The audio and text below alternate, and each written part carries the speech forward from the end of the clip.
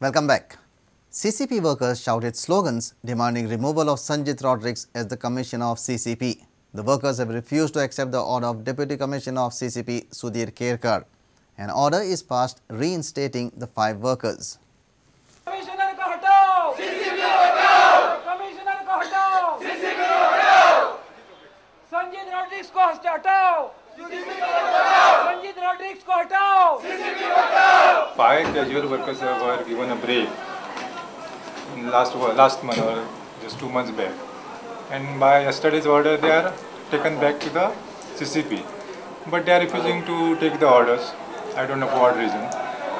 Their union, CCP union, had given one representation raising some other issues also, which are still under consideration. So I have requested them to accept the order, join the duties as early as possible, because Chaturthi is approaching.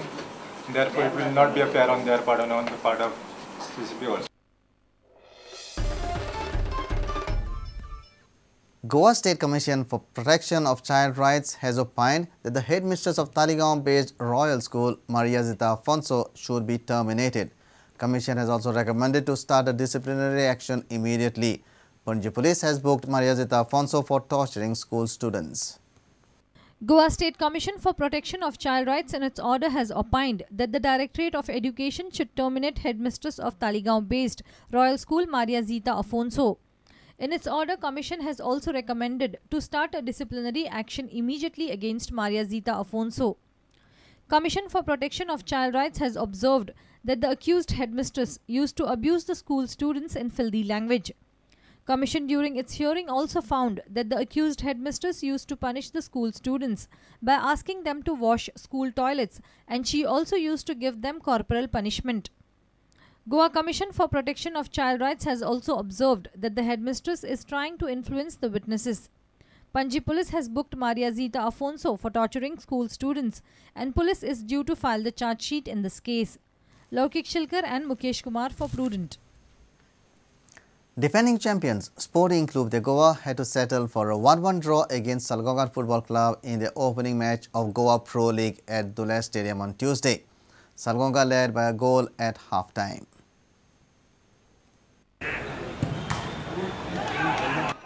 Salgaonkar took the lead when their Ivorian attacker Pierre Duhu beautifully netted into the top corner with a strike from outside the box just 2 minutes before the half-time interval.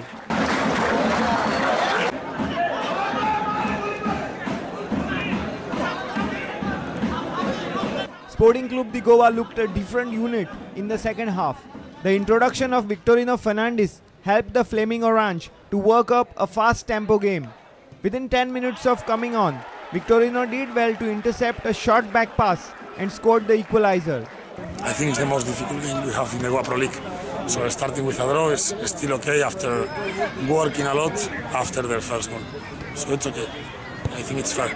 We had one half each, no? First half was completely ours, and last 15 minutes, 20 minutes it was there. So result is okay.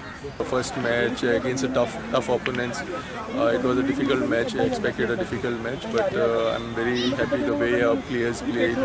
We played as a team, moved the ball well. There were some very good moments. We created some good chances, and I think we could have we had some 1 or 2 clear chances, especially in the second half.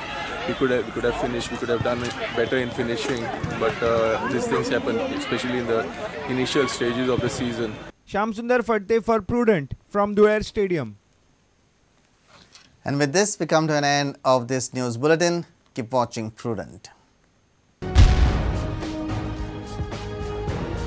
तुम्ही पळयतात Prudent. You're watching Prudent.